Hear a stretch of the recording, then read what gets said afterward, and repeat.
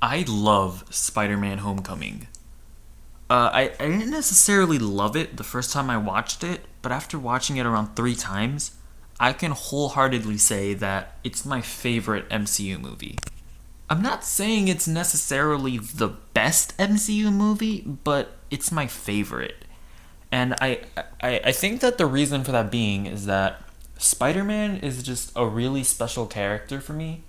And seeing him do justice, get justice in a movie, it's just, I don't know, this is gonna sound really stupid, but like it just sort of warms my heart, and I just feel like Spider-Man Homecoming just nails it. It just nails it right in the head, right in the dick. It gets it, man. You know what I'm saying? You know what I'm saying.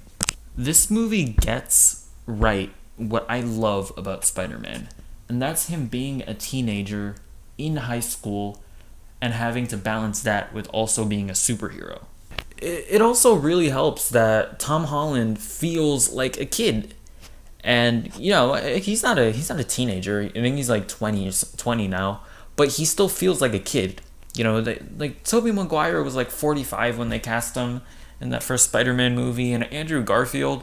I liked Andrew Garfield, but he was still clearly like a 35-year-old man. And in this movie, it's like they're all teenagers. Every student in the high school is teenagers, or they're teenagers. And like I remember there was one scene in the Amazing Spider-Man that really highlighted that problem, where like it was like Flash, and he was like bullying this kid by like sort of like putting him in a trash can, and that kid is a kid. That was a full-on kid, like maybe 13, 14. And Flash was like a 35-year-old man. And that just goes to show you that, like, why did they cast adults to play kids? It never made any sense to me. Although actually, when I think about it, it's like I guess they sort of did that because they then have like in the first two Spider-Man, well, not the first two Spider-Man movies, but like the first two Spider-Man iterations, like they would have him graduate high school at the end of the first movie. And that's just so dumb, because the best part about Spider-Man is him being a teenager. And then they just get away from that right after the first movie. And it's not like you ever like really see him in high school. Like that's just, man, this movie, Spider-Man Homecoming, it it nails Spider-Man better than any of the other Spider-Man movies before, while also introducing, like, not introducing, but sort of like, okay, we're not going to tell a traditional Spider-Man story. He's going to have different friends. We're not going to give you the origin story. So this is technically different, but it still feels the most like Spider-Man. And by that I mean that like it's not Harry Osborn. Harry Osborn isn't his best friend. It's Ned. The love interest isn't MJ. It's not even Gwen Stacy. It's Liz Allen. Nobody knows about Liz Allen unless you've seen like Spectacular Spider-Man. Maybe she was in a comic. I don't know. But by the way, bring back Spectacular Spider-Man. All right, the best, easily the best Spider-Man cartoon, probably the best superhero cartoon. Yeah, I've seen Batman the animated series. Spectacular Spider-Man is better. It's just better. It's better than Teen Titans. All these cartoons are coming back. Teen Titans coming back. Young Justice is coming back. Bring back Spectacular Spider-Man. Do it, Marvel, you cowards. You hacks. Kevin Feige, what are you doing over there? Bring back Spectacular Spider-Man. I know you don't deal with TV. After, I don't know, you had that dispute with Ike Perlmutter. I don't know. I don't remember what that was about. But just do it, coward. These guys. Wait. Why would you cancel it? Okay, so they canceled Spectacular Spider-Man, and they introduced Ultimate Spider-Man. All right, not even nearly even remotely. They're not even on the same level. But it's all right. Ultimate Spider-Man, it's fine. It's more for kiddies. It's for the kiddies out there, even though all these cartoons are for kids. But Ultimate Spider-Man, whatever. It's all wacky. Not trying to tell a good story necessarily. It's fine. All right. It was entertaining enough. But then they cancel that show. And what this is probably going to be a video on its own. They canceled that. But that's not enough for them, is it? They then have to make another Spider-Man show one of the most god awful things I've ever seen. If you haven't seen the 2017 Spider-Man reboot, oh my, it's it is truly horrendous.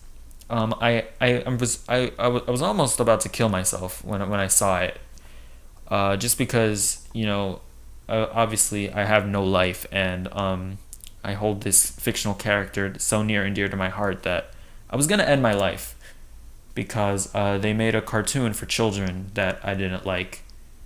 But what are you doing, Marvel? Bring back Spectacular Spider-Man. I don't I don't know why I went on that rant. Back to what I was saying. What was I even saying? I don't even remember. Oh yeah, this is different because there's different friends that he has. It's so different, but it's the same character. Same. It feels most like the character. Whatever. Who cares? You don't care. Why are you even watching this video? And they even managed to sort of twist the trope that all of Spider-Man's villains are like part of his life. In that Peter didn't know that the Vulture was part of his life because he turns out to be Liz Allen's dad, and that's a really cool twist. And the Vulture was just a great villain in general. Like up until that point, we didn't have that many great, even good MCU villains, but the Vulture was really great. You really understand his motivation. His motivation is that Tony Stark's a dick, and the government stopped him from being able to do construction worker things. It was a completely believable motivation. You're never like, what you're doing is okay, but you do understand why he's doing it. Because, the government, they are dicks. They're just stepping all over small businesses. Why am I getting political in this video? Yeah, he's a good villain. Really good villain. But Michael Keaton is so good. Like, this movie, I feel like this movie kind of brought Michael Keaton back. I mean, yeah, he was in Birdman, but who cares about Birdman? This is the only Birdman that I care about. I don't care about your Oscar-winning film. It was all shot one shot, artsy, fartsy garbage. No one cares. Get out of here. Guy who also directed The Revenant. I don't know what his name, Alfonso Cuarón. No, I think that's a Harry Potter director. I have no idea what his name is. What's his name? I should probably edit this out, but I'm not going to. I have no idea. Like, they made the Vulture a good villain. How do you have to give them props for that. Like, the Vulture is like one of the worst Spider-Man villains. It's just an old dude with wings, and they made Vulture scary, intimidating, and even with all that, they make you care about him. Like, that's some impressive work there, dude.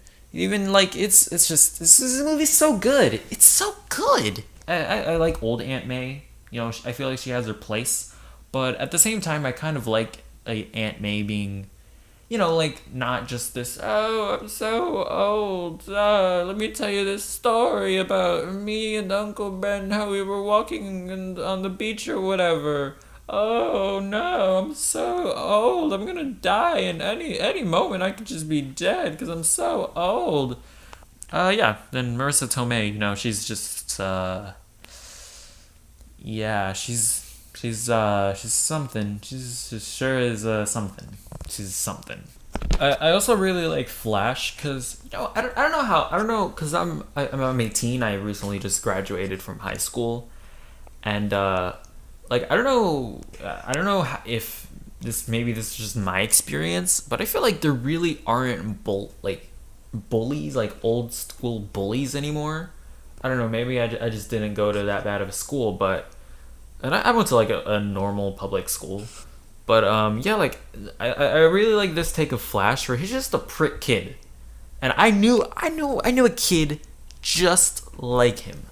I knew a kid just like that, just this kid who thinks he's better than everyone else, and he's not bigger than anyone else, but he just thinks he's better than everyone else, and he just has that smarmy attitude.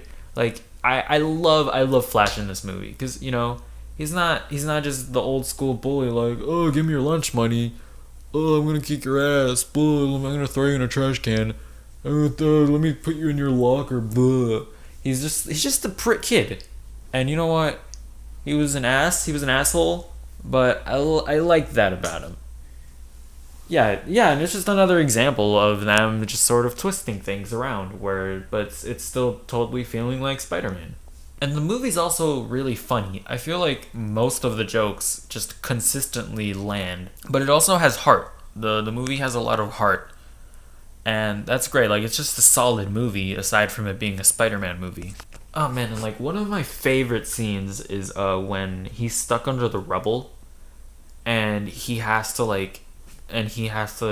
get up, but he's like you can and he's like struggling, and it's just like it's such a well done scene because it's like he's just that scene like really reminds you that this is just a kid, and him, and he's like kind of like whimpering, and it's just like I actually like really like felt for him. Like I remember when I first watched that in the movie theater, I was like, oh god, because it's like he's just a kid and he really feels like a kid, and Tom Holland sells that really well.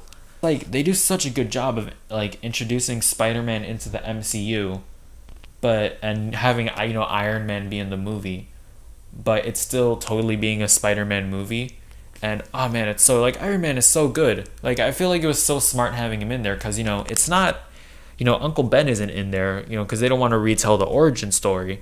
But then Iron Man sort of comes in to play the Uncle Ben role, and oh man, it's just so smart and so well done. I also thought it was such a really cool thing that they did where like when Ned unlocks hacks into his suit and unlocks all the different capabilities, because it's like this all makes sense. Like Iron Man would make him a suit, and he would give him a suit with a bunch of abilities.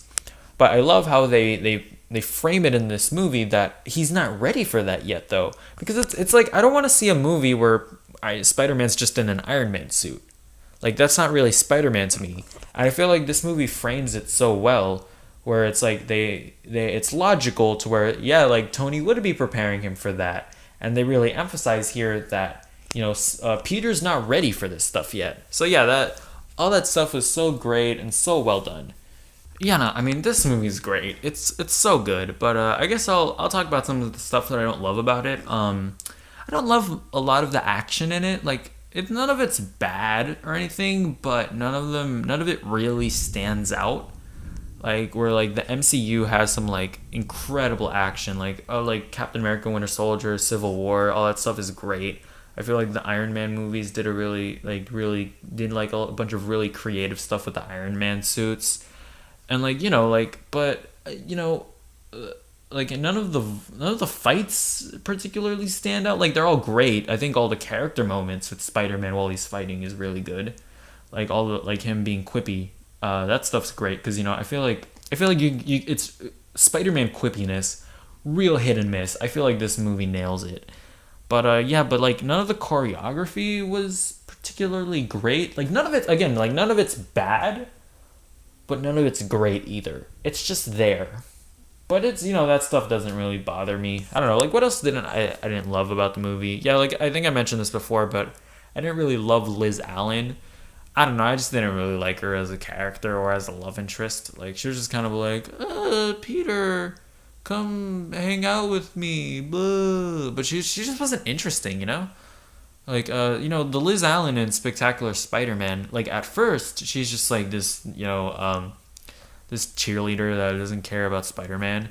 But then as she slowly starts liking Peter, and then when they start dating, she becomes an actual interesting character. But Liz Allen's whatever. She's just like this, just kind of like a piece of wood that's just there. Nothing interesting about her.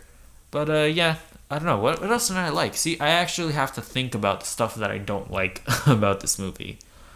So yeah, but also yeah, another thing that I wanted to mention was that I really like the way that they sort of teased Miles Morales, because Donald Glover's in the movie, and he plays I don't remember the villain's name, but he mentions that he has like a nephew, and presumably that's Miles Morales. But I love the way that they did it to where like it's there, the little tease is there, and down the line they can do something with it, or they couldn't do, or maybe they won't do anything with it.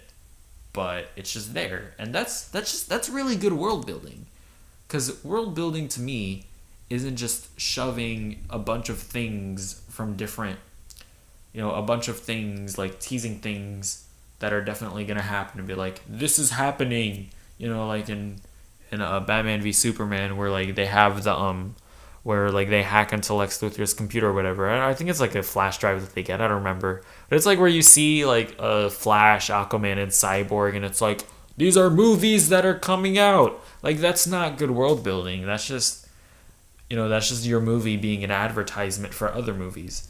With this, with them teasing Miles Morales, it's just like, yeah, maybe they'll do something with that. Maybe they won't. But it's an option. And because like 10 years down the line, they can introduce Miles Morales and it would totally work. It's just such again, I'm just gonna continue talking about how much I love this movie. I'm just gonna end the video now because I could go on for like an hour talking about how much I love this movie. Yeah, so I don't know, tell me if what you like about Spider-Man Homecoming as well. If you don't like it, or if I didn't mention some like bad things in the movie, like, I don't know, I literally can't think of anything else, but I'm sure like there's something that somebody could say about it that'd be like, oh yeah, that's true, that wasn't great. But yeah, comment down below, let me know what your thoughts are. I'll respond to everything. Nobody's even probably gonna watch this video, so I'm just sending this into the void that is the internet. Along with all the other millions of videos uploaded to YouTube every single day, just lost in nothingness. It's just like the cold darkness of space. It's just nothing. Just nobody's ever gonna watch this. Nobody's ever gonna interact with it. This is really a fruitless effort. But anyways, subscribe, hit the bell, smash that like button. Grab some merch in bio, the description. Get the Maverick merch if you're a Maverick. I don't have merch. I'm not Logan Paul. Maybe I am Logan Paul. Maybe I'm Logan Paul, but this is what he does in his downtime. This is like his secret YouTube channel that nobody knows about. I am Logan Paul.